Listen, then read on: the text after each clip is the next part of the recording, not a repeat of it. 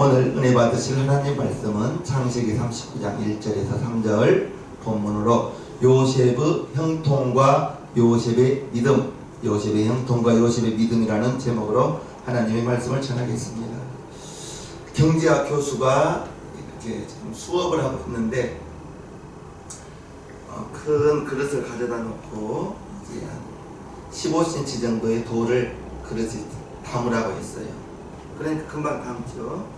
그리고 15cm 정도의 그릇에 돌을 담은 다음에 이제 그 돌 틈 사이로 2cm 정도, 1.5cm 정도의 되는 작은 돌들을 넣으라고 했어요.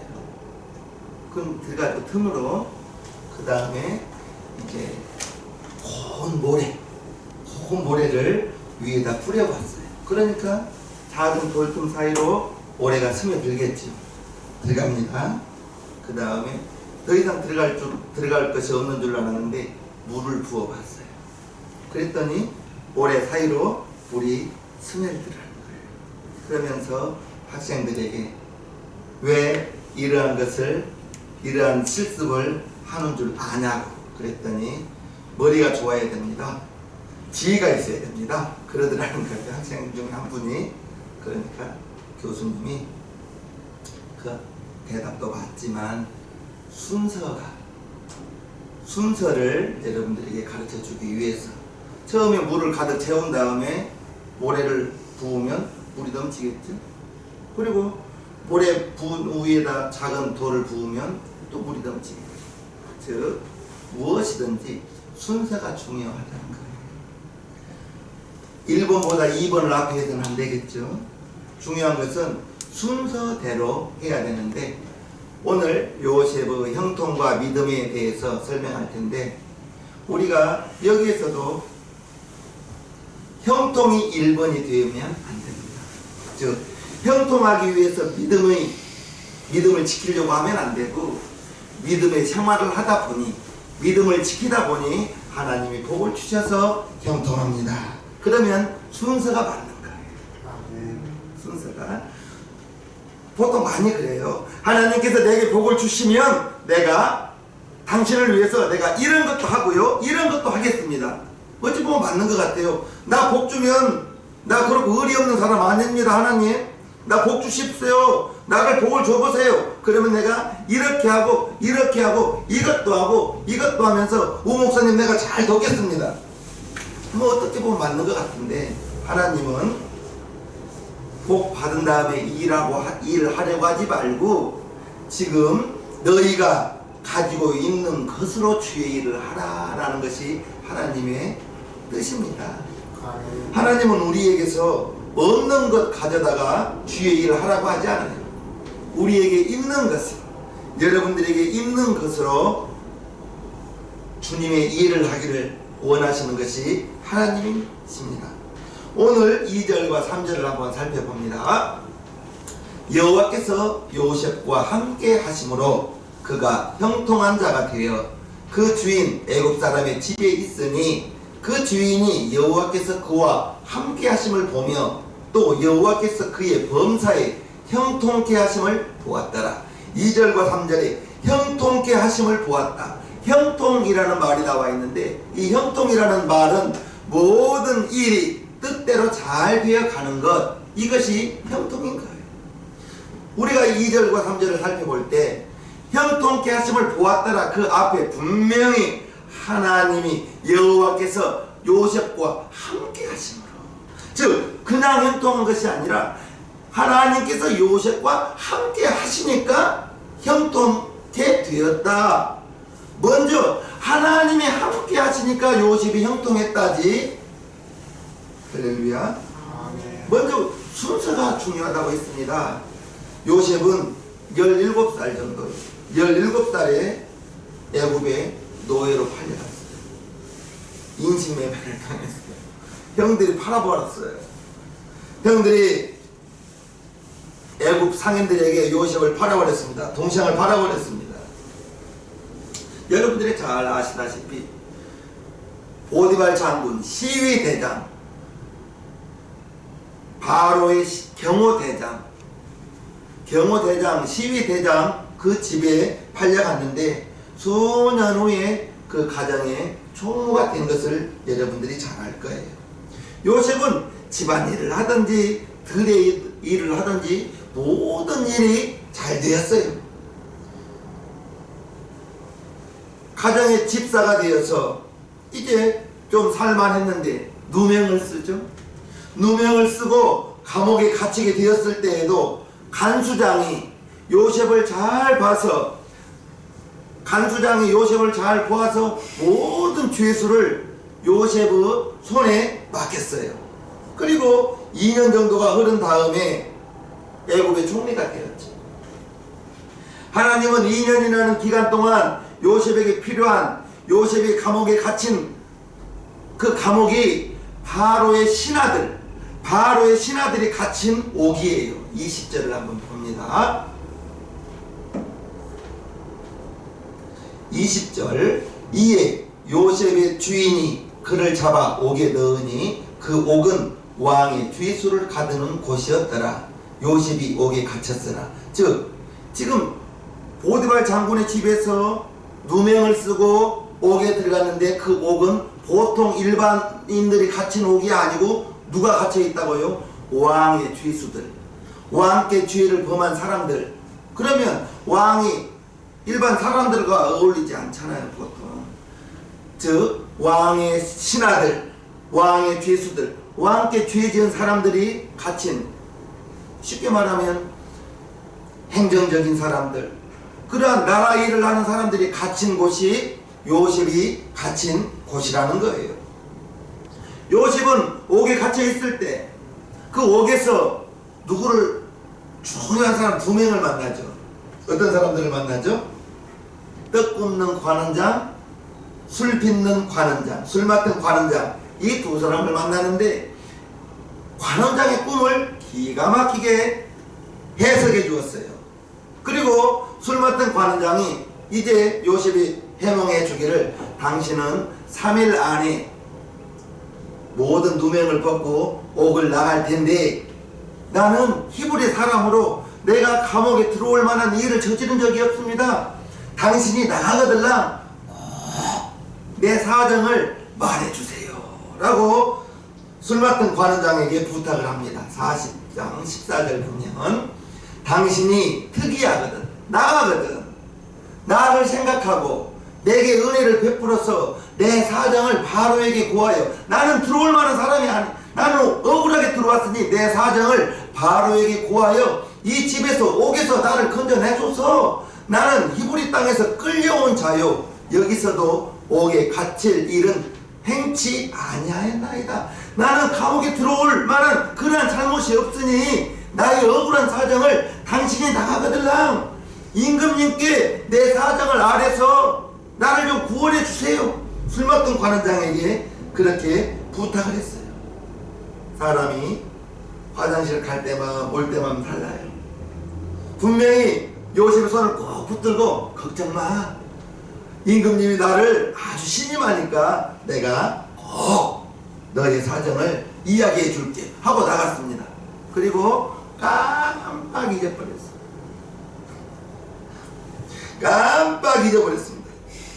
그리고 여러분들이 잘 아시다시피 2년 후에 바로가 꿈을 꾸고 요셉이 그 바로의 꿈을 해몽해 주죠. 그 2년이라는 기간이 요셉에게는 어떠한 시간이었겠어요?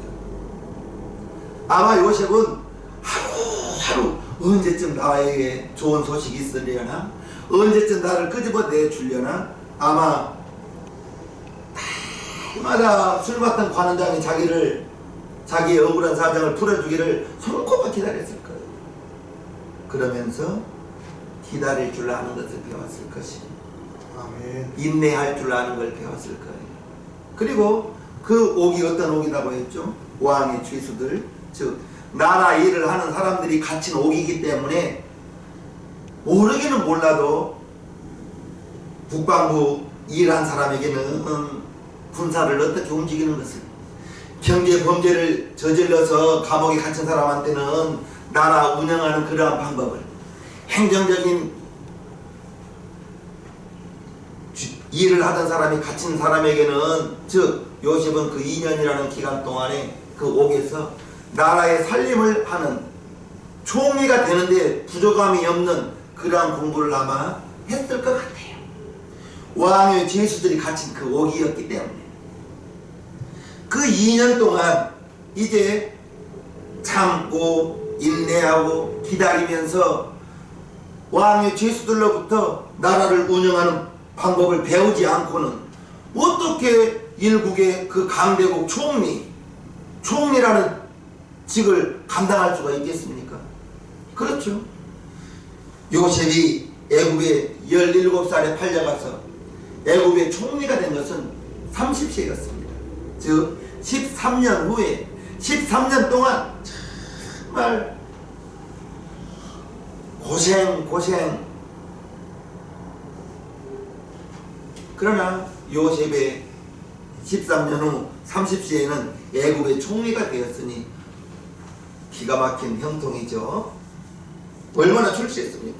그것은 요셉이 똑똑해서도 아니고 요셉이 인물이 잘나서도 아니고 딱 하나, 하나님이 요셉과 함께 하셨기 때문에, 하나님이 요셉과 함께 하셨기 때문에 애굽의 총리가 될 수 있었다는 거예요. 이것은 사람의 생각으로는 전혀 상상할 수도 없는 일이죠.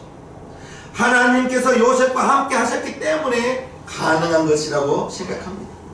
요셉은 애굽의 노예에서, 애굽의 노예로 팔려갔을 때에는 매일을 장담할 수 없는,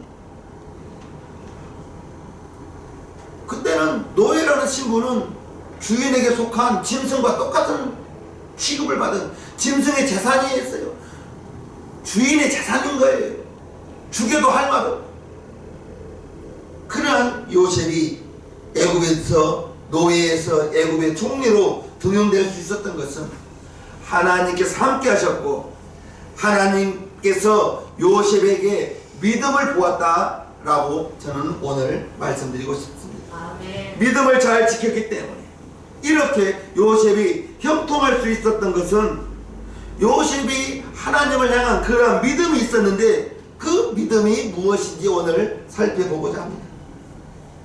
요셉은 하나님께서 모든 일을 주관하시는 하나님이심을 믿었습니다. 하나님은 지금도 살아계셔서 우리 눈에 보이지 않지만 이 세상에 일어나는 모든 일들을 하나님께서 주관하고 계신다는 것을 기억하시기를 바랍니다. 모세의 인도하에 애굽에서 출애굽했습니다. 이스라엘 백성들이 야 이제 우리 조상들에게 준 약속한 땅, 그 땅 가자 하면서 출애굽하려고 했을 때 애굽의 왕 바로가 10가지 재앙을 통해서까지 보내주기를 싫어했어요. 그런데 하나님께서는 애굽 왕 바로를 세운 것도 하나님이 세우셨다고 출애굽기 9장에 말하고 있습니다. 내가 하나님이십니다. 너를 바로입니다. 내가 너를 세웠으면 나의 능력을 네게 보이고 내 이름이 온 천하에 전파되게 하려 하였습니다. 즉 하나님께서 바로를 세워서 악인도 하나님이 쓰십니다. 악인도 하나님이 쓴 거예요. 왜? 하나님의 드러나시기, 하나님의 능력을 나타내기 위해서 악인까지도 하나님이 세워주시는 거예요. 하나님의 구원의 역사는 의인뿐 아니라 악인에게도 불의한 왕에게도 역사한다는 것을 말씀드립니다. 이것을 교리적으로 하나님의 섭리라고 해요. 하나님의 섭리. 요셉은 하나님의 섭리를 정확히 알고 있었다는 거예요. 즉 우리 세상에서 일어나는 모든 일들을 하나님이 주관하신다. 하나님이 일하신다. 그리하여 자기가 애굽에서 종으로 팔려온 것도 형들이 나를 팔아서 내가 애굽의 종이 된 것이 아니고 하나님이 나를 애굽으로 보냈다고 형님들에게 말합니다. 창세기 45장을 보면요, 당신들이, 요셉이 지금 말할 때 형님들을 지금 당신이라고 말하는, 당신들이 나를 이곳에 팔았으므로 근심하지 마소서, 한탄하지 마소서. 하나님이 생명을 구원하시려고 나를 당신들 앞서 보내셨나이다. 아멘. 만약에 형님들이 나를 팔아서 내가 애굽에 와서 내가 죽을 고생을 했다, 내가 죽을 고생을 했다 그랬다면 애굽의 총리가 된 다음에 곡지가 들어왔을 때 저 녀석들 다 잡아라, 나를 팔았던 놈들이다 하면서 옥에 집어넣지 않았겠습니까? 그런데 요셉은 내가 지금 애굽에 내려온 것은 하나님이 큰 구원을 이루시기 위해서 나를 먼저 애굽에 보냈으니 당신들이 팔아서 내가 애굽에 온 것이 아닙니다. 그러니 나를 팔았다고 당신들은 겁먹지 마소서, 한탄하지 마소서, 불안해하지 마소서 라고 지금 형님들을 위로하고 있는 거예요. 대단한 믿음이죠. 대단한 믿음입니다. 바로가 꿈을 꾼 것도 하나님이 바로에게 이제 7년 큰 풍년과 7년의 흉년을 미리 바로에게 꿈을 보여주셨고요. 그 꿈을 해석할 자가 없는 거예요. 그리고 이제 술 맡은 관원장이 이제야 생각이 나는 거예요. 자기가 시위대장 옥에 있었을 때 자기의 꿈을 기가 막히게 해석한 히브리 종 소년이 생각난 거예요. 그래서 하나님 바로에게 왕이여, 내가 2년 전의 일을 기억합니다.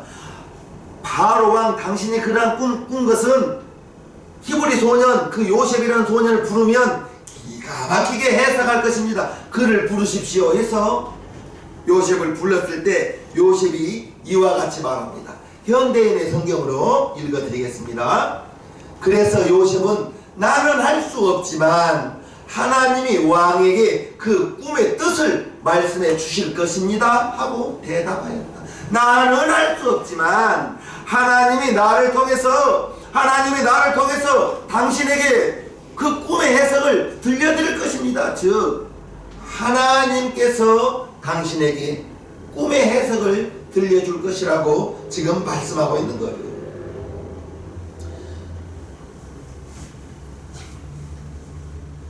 저와 여러분들이 사는 이 세상, 바람이 부는 것도 하나님께서 불게 하시는 거고요. 마태복음에 보면 참새 한 마리가 땅에 떨어져도 하나님께서 허락하여야 떨어진다고 했습니다. 봅니다. 참새 2마리가 한 아사레온에 팔리는 것이 아니냐. 그러나 너희 아버지께서 허락지 아니하시면 그 하나라도 땅에 떨어지지 아니하리라. 너희에게는 머리털까지 다 씻은 바 되었나니 두려워하지 말라. 너희는 많은 참새보다 귀하니라. 작은 새 하나가 떨어져도 하나님이 허락하여야 떨어진다고 했는데 하나님의 자녀들 머리털까지도 다 쉬실 정도로 너희들을 살펴보고 있으니 너희는 두려워하지 마라. 너희는 참새보다 더 귀하지 않냐? 라고 우리 주님이 지금 말씀하고 있는 거예요. 요셉은 이처럼 하나님의 섭리, 하나님께서 모든 것을 주관하신다는 그 사실을 알았기 때문에 요셉이 애굽의 종으로 팔려가서 단 한 번도 원망하거나 불평했다는 말이 없어요. 그 모두가 하나님의 인도하심 속에서, 하나님의 섭리 속에서 자기에게 그러한 애굽의 종으로 팔려가는 것도, 보디발 장군의 집에서 이제 억울한 누명을 쓰고 감옥에 들어가는 것도 하나님의 섭리라 생각하고 단 한 번도 원망하거나 불평하지 않았다는 것. 만약에 형들이 자기를 팔아서 애굽의 종으로 팔아서 죽을 고생하고 어찌어찌해서 애굽의 총리가 되고 하나님의 섭리를 몰랐다면 곡식 사러 온 형들을 그냥 두었겠습니까? 애굽의 총리인데 저것들 당장 묶어라, 당장 지하 감옥에 넣어라, 아마 그러고도 남았을 거예요. 보디발 장군의 아내로 거짓말로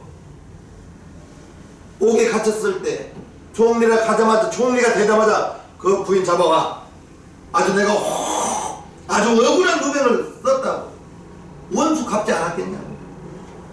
저와 여러분들이 알아야 될 것은 하나님께서 원수를 너희가 갚지 말라 했어요.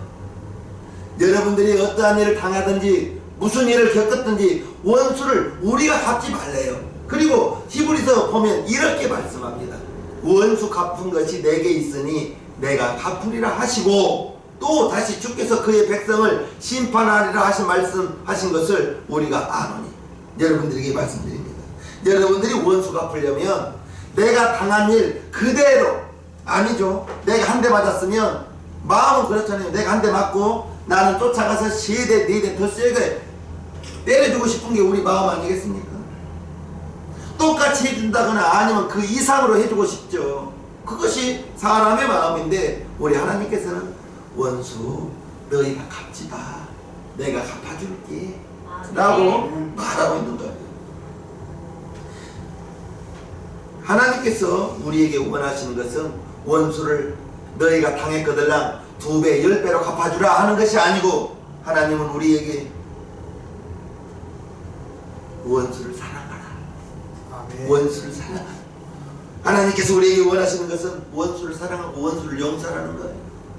베드로가 예수님께 물어봤습니다. 예수님, 형제가 내게 잘못을 구하면 내가 7번 정도 용서해주면 되겠습니까? 7번이라는 것은 성경에서는 완전수라고 말하고 있습니다.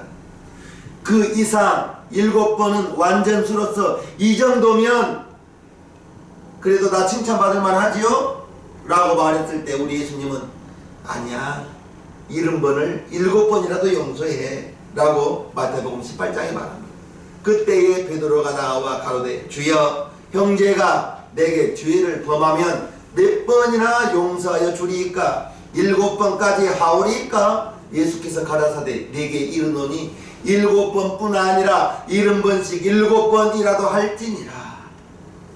베드로는 7번만 용서해주면 이 정도면 완전하죠? 라고 할 줄 알았는데 우리 예수님께서는 아니야, 70번씩 7번이라도 용서해주라. 그러면 490번 용서해주면 됩니까? 횟수를 정하지 말고 용서해 주라는 거예요. 우리가 모든 일이 매사에 하나님의 섭리, 즉 우리 주변에 일어나는 모든 일들은 하나님이 주관하신다. 작은 새 하나도 하나님의 허락하여야 떨어진다. 이 사실을 기억하시고 모든 일에, 저와 여러분 주변에 있는 모든 일에 원망이나 불평하지 않는 사람이 되시기를 주님 이름으로 축복합니다. 아멘. 요셉이 그랬다는 거예요. 요셉, 하나님이 함께 하셔서 나를, 여러분들을, 우리는 하나님의 자녀로, 너희는 작은 새보다 귀하지 않냐? 너희의 머리털까지도 다 세고 계신다. 그러니 너희가 원수 갚으려 하지 마라 라고 말하고 있습니다.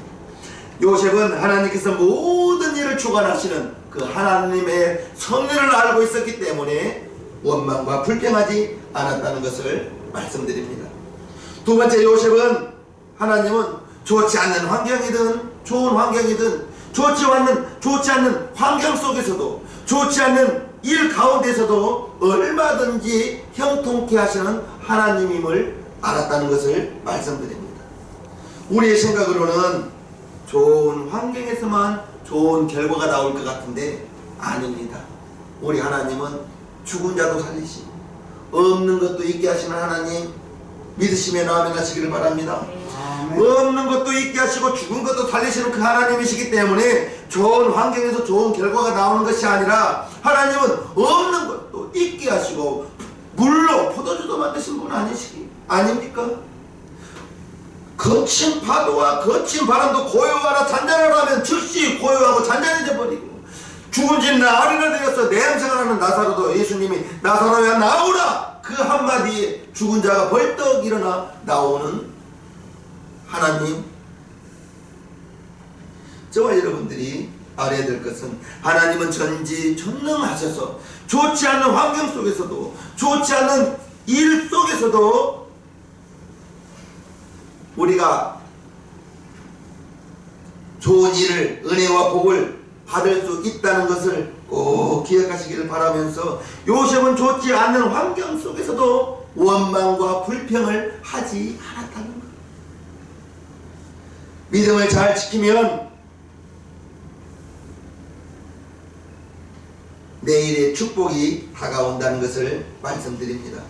요셉은 이 믿음으로 살 때에 어디서든지, 종으로 있을 때든지 간수장으로 있을 때든지 포디발 장군의 가정 총무로 있었든지 자기가 맡은 책임을 최선을 다해서 열심히 하였다는 것입니다. 하나님을 믿는 사람은 환경이 문제가 아니에요. 여러분께 말씀드립니다. 환경이 어렵다고 환경이 나쁘다 할지라도 우리는 내가 맡은 일에, 여러분들이 할 수 있는 일에 최선을 다해서 최선을 다한다면 모든 것이 합력하여 선을 이룰 것입니다. 모든 것이 합력하여 선을 이룬다는 것은 끝이 좋다는 거예요. 욥도 많은 고난을 겪었지만 욥기 42장에 보면 욥이 받았던 나중의 복이, 욥이 초년에 받았던 그 갑절의 복을 받았다는 것, 그것이 바로 모든 것이 합력하여 선을 이룬다. 끝이 좋다, 결과가 좋다. 여러분들에게 끝이 좋은, 결과가 좋은 그러한 일들이 있기를 주님의 이름으로 축복합니다. 아멘. 요셉은 보디발 집에서 종살이를 할 때에도, 감옥에서 죄수들을 살필 때에도 부지런히 최선을 다해서, 괜히 간수장이 요셉에게 그 모든 죄수들을 맡겼겠냐고요. 무언가 달라도 요셉은 달랐기 때문에 간수장이 요셉의 모든 죄수들을 요셉의 손에 맡긴 거 아니겠습니까? 저와 여러분들도 정말로 매사의 모든 일에 최선을 다하여 먼저는 사람에게 인정받고 하나님께 인정받아서 저와 여러분 모두가 형통한 자 되기를 주님의 이름으로 축복합니다. 아멘. 가정에서나 직장에서나 교회에서나 정말 저는 매사에 부지런히 최선을 다하여 자기의 책임을 다할 때 하나님이 형통의 길로 인도해 주실 것이라고 말씀드립니다. 아멘. 요셉의 믿음은 하나님께서 모든 일을 주관하시는 하나님의 섭리를 알고 계셨고, 하나님께서 어떤 환경에서도 복을 주시는 분임을 알고 있었고, 중요한 것은 요셉은 하나님께 죄를 범하면 안 된다는 것을 알고 있었습니다. 죄를 범하면 안 된다. 하나님은 우리 눈에 보이지 않지만 우리의 마음까지도 헤아리고 계신다는 것, 우리의 모든 행위를 다 보고 있다는 것을 기억하시기를 바랍니다. 그리하여 사람이 죄를 범하면 반드시 징계를 받고 벌을 받게 되는 거죠. 하나님도 마찬가지. 이것을 공의의 하나님, 이러한 공의의 하나님을 요셉은 알고 있었다는 거예요. 그래서 요셉은 죄 짓지 않기를 정말 애쓰고 노력했던 거예요. 요셉이 보디발 장군의 아내가 나를 범하려고 했다고 그렇게 누명을 쓸 때 처음부터 누명 쓴 거 아니죠.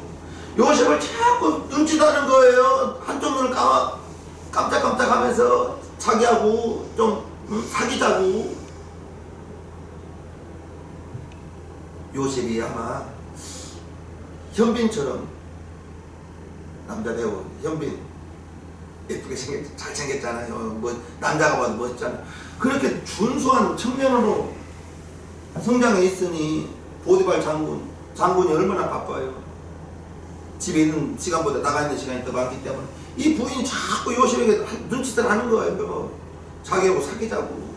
그러나 요셉은 하나님이 자기를 지켜보고 있다는 것을 알고 나중에는 그 옷을 벗고 도망치면서 무엇을 합니까?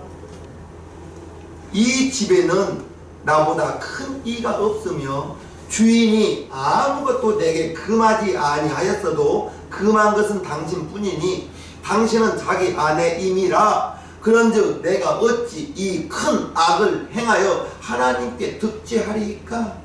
그 청년이 사귀자고 했을 때 그 유혹 물리치기는 쉽지는 않았습니다. 젊잖아요. 그런데 요셉은 하나님께 죄짓지 않기를 그 유혹을 뿌리치면서 옷을 팽개치고 도망쳤다는 거지. 왜요? 하나님께 죄짓지 않아. 저와 여러분들이 공의의 하나님, 우리가 하나님을 믿고 하나님 앞에 죄 짓지 않기를, 바로 살기를 힘쓸 때, 죄라는 것은 내가 연탄을 만지면 아무리 조심해도 연탄을 만지고 있으면 내 옷에는 연탄 그 가루가 묻을 거예요. 아무리 조심을 하고 만지고 있는 것이 연탄이기 때문에. 그래서 우리는 정말로 죄의 무서운 걸 생각하고 죄를 멀리하기를, 정말 죄 짓는 자리에는 그냥 가지도 말고, 죄 짓는 자리에 친구들도 그래서 가려서 사귀어야 되고요. 정말로 친구와 대화를 나눈다, 불신자와 대화를 나눈다, 나도 모르게 세상 속에 쑥 들어갈 수 있다니까요. 전도하기 위해서는 만나야 되지만, 내가 불신자 친구 만나서 즐겁고 차 마시고 행복하다고 그 친구 만나다 보면 나도 어느 순간 믿음 잃어버리기 쉽다니까요. 이야기 듣다 보면 그런 거 같거든. 맞아 하다 보면 내 믿음 어디로 다 달아나 버려요. 전도하기 위해서는 불신자를 만나야 되겠지만 되도록이면 불신자는 안 만나는 것이 좋아요. 아멘. 우리가 공의 하나님을 알고 사람 앞에서도 죄 짓지 않기를, 즉 바로 살기를 힘써야 된다는 것입니다. 오늘날 저와 여러분들이 알아야 될 것은, 하나님, 요셉이 하나님을 믿는다는 말은 요셉의 생애 속에 성경에 37장부터 보면 요셉이 하나님을 믿었다는 말은 없어요. 그렇지만 요셉의 그 행함으로 믿음이 드러나잖아요.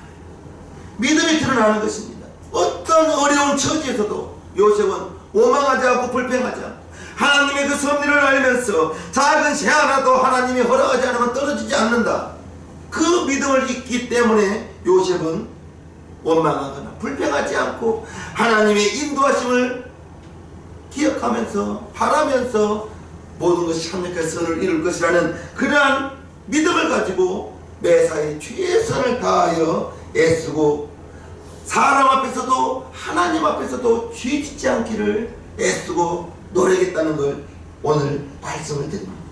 이것이 바로 요셉의 믿음인 거예요. 그렇게 믿음을 잘 지켰더니 형통은 저절로 따라오더라. 아멘. 형통하려고 요셉이 믿음을 지켰던 것이 아니고, 그렇게 하나님 앞에 죄 짓지 않기를, 공의의 하나님의 섭리를 기억하면서 애쓰고 노력했더니 형통은 저절로 되더라. 할렐루야. 우리 세상민교 성도님들, 우리도 요셉과 같이 믿음의 열매를 잘 지켜서 믿음의 생활을 잘 하여서 저절로 따라오는 형통, 여러분들의 삶 속에, 여러분들의 가정 속에, 여러분들의 일터 속에 형통하기를 주님의 이름으로 축복합니다. 아멘. 찬송가 주의 음성을 내가 들으니 찬송합니다.